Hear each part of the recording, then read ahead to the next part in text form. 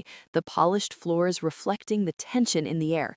Board members were already seated behind a long table, expressions rigid, eyes scanning the room like hawks.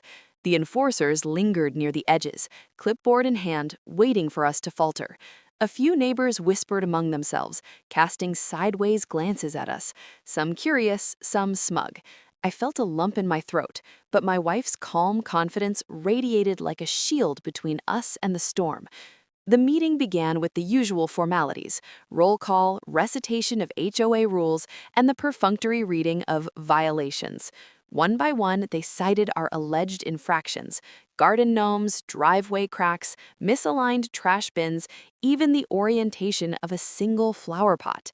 Each accusation landed with the weight of bureaucracy, meant to humiliate and intimidate.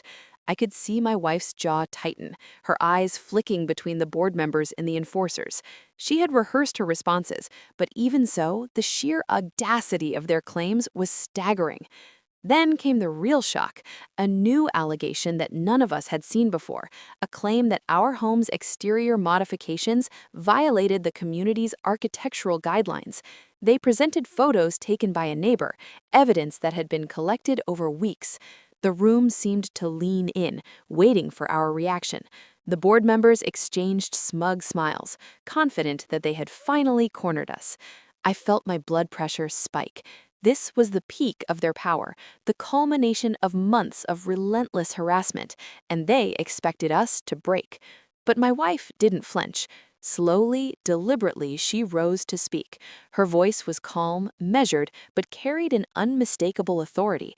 She began by addressing each violation in turn, citing HOA guidelines, municipal codes, and past meeting minutes. Every fine they had issued, every notice they had sent, she dismantled point by point. Her arguments were precise, logical, and unassailable. You could see the subtle shifts in the room. The board members' rigid expressions wavered, their confidence cracking. The enforcers glanced at one another, unease spreading across their faces. And then came the bombshell.